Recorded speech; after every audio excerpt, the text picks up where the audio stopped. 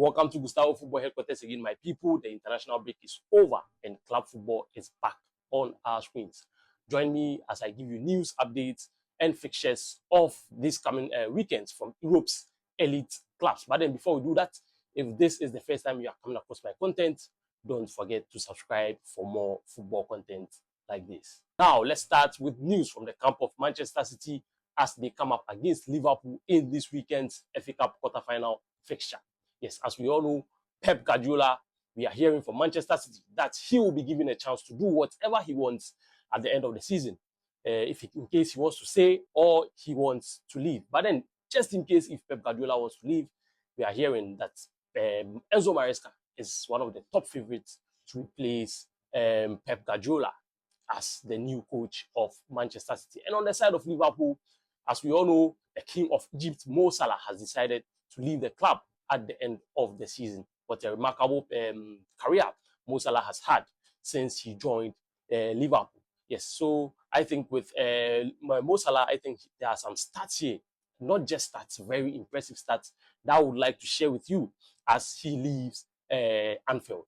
Yes, so with Mohamed Salah, since he joined Liverpool, has played 435 games, scored 225 goals, and assisted 122 times. He has won the EFL Cup with Liverpool 3 times, winning the Premier League 2 times, and then the FA Cup once. When it comes to European football, Mohamed Salah has successfully won the Champions League with Liverpool once, winning the UEFA Super Cup once, and also the Club World Cup once with the English Giants. What a remarkable journey Mohamed Salah has had with Liverpool, and we wish him nothing but the best in his future endeavors. Yes, so let's go into this game proper. This is the quarterfinal of the FA Cup against Manchester City and Liverpool. As we all know, these two teams have been the top teams in England for about 2 or 3 seasons now, probably even more. Right, but then this season hasn't been the best for both of these clubs, right? City haven't been in the best of form, as well as Liverpool, whose performances have been worse between the two of these clubs. Yes, but then coming into this kind of games, usually form doesn't really matter because we all know the kind of quality that both sides possess. But then on the side of Manchester City, if they successfully beat Liverpool in this game, this is going to be the 8th successful time they are qualifying to the FA Cup semi-finals. Yes, what a remarkable job Pep Guardiola has done with Manchester City, not only in the league, but in this domestic trophy as well. With Manchester City again, in the last 18 home domestic cup games that they've played 18 times, winning 15 and drawing just 3. Yes, so with City, ever since Pep took over, we can see how good they've been in the cup matches, right? They haven't been very good in the league this season, but then when it got to the final of the EFL Cup, we also that masterpiece that Pep Guardiola and his team put up against the table toppers in England, Arsenal. So on the side of Liverpool, 3 of the last FA Cup away games have all ended in defeat. Yes, so this shows you that Liverpool haven't really been in good form in their last 3 games that they've played away in the FA Cup. And on the other side, Manchester City have been very good on when it comes to the FA Cup when they are playing on home soil. Yes, so this makes City top favorites in this game. If you are Arne Slot, right, going into this game, do you think that Liverpool should go with a strong 11 or changes have to be made, especially with one eye against Liverpool during the midweek games against PSG? With the head-to-heads, Manchester City in the last 5 games have won 2, lost 2, and drawn 1. And this particular form is the same thing applying to Liverpool. They've also won 2, lost 2, and drawn 1 coming into this game.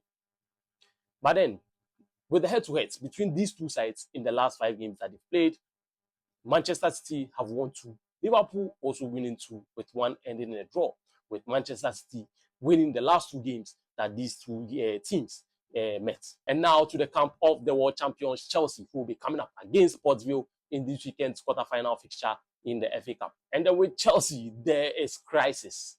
Yes, Enzo Fernandez will be out of this weekend's game against Portsville as well as the game against Manchester City. And it has been confirmed by Liam Rosinia in the pre-match interview. Right, he made mention that Enzo Fernandez has crossed lines and he has to be punished for that. Enzo Fernandez has been making certain comments these past few weeks, and Chelsea and Liam Rosinia see these comments to be against their rules. Yes, and they think Enzo Fernandez really needs to be punished. And personally, in my view, I think most of these comments are not necessary because as a player under contract with a club, there are certain things you shouldn't be saying. Yes, he made certain comments about him discussing with his wife that Madrid is a place he would like to stay. And I think, as we all know, there are rumors out there with him linked to Real Madrid. Yes, so I don't know if he's trying to fuel these rumors, and there are certain issues also coming up from the camp that ever since there are four losses in a row, Enzo Fernandez has really been criticizing his teammates, yes, after games, and I think this is not right because you are not in position to criticize people. There are coaches, there are staff, right? People who are in the right position to criticize players, not you, Enzo Fernandez. With this behavior that Enzo Fernandez is putting up, personally, I think he's just trying to make a way, or he's just trying to find a way out of this Chelsea club, right? Because with the way things are moving right now at Chelsea, I don't think top players would like to stay in this kind of environment, especially with the kind of project Chelsea is under, right?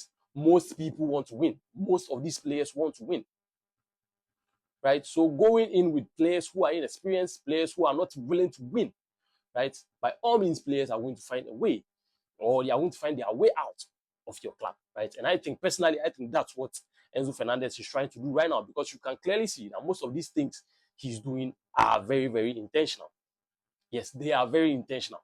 But then the other side of the coin, right? Personally, I feel Enzo Fernandez, I personally blame Chelsea fans for this behavior that Enzo Fernandez is putting up, right? This guy is not that guy, right? Enzo Fernandez is not that guy. But Chelsea fans have made this guy feel like he's that guy.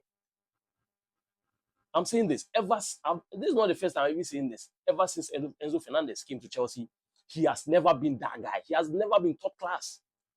There's no game that I've watched Enzo Fernandez and I'll be like, wow, this guy is the guy. No, bro. Enzo is just an average player, a regular player, just like anyone else. There's nothing world class about him, right? Ever since that is 100 million move from Benfica to Chelsea, there has been nothing world class about this guy. But then Chelsea fans have raised this guy, made him feel like he is that guy. Yeah, so I think with what's happening at Chelsea right now, I think with this measure, Chelsea and Liam Rosinia are trying to put in checks for other players to also know that yes, no matter who you are not bigger than the law. Yes, so that's what's happening in the camp of Chelsea. So with how poor Chelsea have been in the past weeks, losing 4 games in a row, notably in the Champions League game that they lost on both legs against PSG, lost with the recent game against Everton, have been very poor. Yes, so this game against Sportsville is a chance for Chelsea, especially playing at home. It's a chance for Chelsea to gather some momentum, right, or gather some form, right, with the remainder of the games ahead this season. Mallorca will be playing at home to Real Madrid. And as we all know, Real Madrid have really been doing well, been doing their best to keep up with pace with table toppers Barcelona, but are still 4 points adrift of the top spot. And with the likes of Kylian Mbappe all back and fit for selection, I think Real Madrid and their fans will be looking forward to winning this game to keep up with pace with Barcelona, especially with them playing against Atletico Madrid this weekend. Yes, so Madrid fans see this as a chance to close in the gap against their topmost rivals in La Liga. And with their Champions League game on Tuesday in sight, Real Madrid going to Mallorca and winning is going to be very vital for them going into Tuesday's Champions League game. But then just imagine Real Madrid go away to Mallorca and drop points. What's going to happen? Yes, mentally, these things sometimes do work a lot, right? And we all know how good Bayern have been this season. They are in top form. Yes, so going into this game, Madrid have to be in very good confidence, right? Yes, so winning against Mallorca this weekend is going to be key for Madrid going into that Champions League game against Bayern Munich. But then, if you are Abeloa, What do you think is going to be the best thing for Real Madrid to do? Should they go into this Mallorca game with a strong 11, or they should drop players, especially with Bayern Munich in sight? Yes, so let me know your thoughts in the comment section. And now, an interesting Real Madrid stats that you would like to know. Real Madrid haven't lost a La Liga game this season against a side starting the round in the bottom half. They've played 14, won 11, and drawn 3. And also, Real Madrid have won all their last 5 games coming into this game against Mallorca. Yes, so this should be a walk in the park for Real Madrid on paper. And now the big one, Atletico Madrid will be hosting table toppers Barcelona. And these two sides will be playing 3 times in the month of April. Mind you, these two teams have already played 3 times this season, right? Once in the league, with 2 coming in the Copa del Rey semi-final games. Yes, and as we all know, in the league, Barcelona beat Atletico Madrid. When it came to the Copa del Rey games, Atletico Madrid beat Barcelona at home by 4-0 and went away, right, to Camp Nou, where Barcelona beat them by 3-0. But that wasn't enough for Barcelona to qualify to the finals of the Copa del Rey. Yet. So meaning it was Atletico Madrid that made it to that final. And now, in the month of April, these two teams will be coming up again against each other 3 times again in this particular month. And in the camp of Barcelona, Hansi Flick is fuming because his star man Raphinha is going to be out for 5 weeks, right? 5 weeks. He got injured when he was on international duty for Brazil, yes. And as we all know, how important Raphinha has been for this Barcelona setup. His inclusion has been very pivotal for them. He has been very important with the way they play, with the way they press. He assists, he scores, gives proper numbers. And especially with where the season is right now, very crucial part of the season, and losing a star player like Raphinha, I understand why Hansi Flick is fuming. But then Barcelona are now looking forward to replacing him with Marcus Rashford. Yes, and I think currently he's the best option that can replace Raphinha in that particular position. Yes, so coming into this game against Atletico Madrid, Barcelona are going to be without their captain and star man, Raphinha. And on the side of Atletico de Madrid, we are hearing that they have agreed personal terms with Edison of Atalanta in Italy. Yes, so coming into this game, Barcelona are going to do everything possible, especially with how the season is going right now, with their position on the league log. They are going to do everything possible, knowing that Real Madrid is going to play against a relegation-threatened Mallorca, right? It's about 90% sure that Real Madrid are going to win this game, right? So Barcelona also, with Madrid in sight, are also going to do everything possible to make sure that they win this game. Atletico Madrid, on the other hand, are also a team that can give headaches to each and every top club in Europe right now, right? They've been inconsistent, but then you know the kind of quality that they possess. Let me know your thoughts. What do you think the result of this game is going to be? Is Barcelona going to come up top and maintain their spots on the top of the La Liga table, or Atletico Madrid is going to do their neighbors a top favor? Yes, so this brings us to the end of this week's preview. Who is going to come up top? Let me know your thoughts in the comment section. See you in the next one.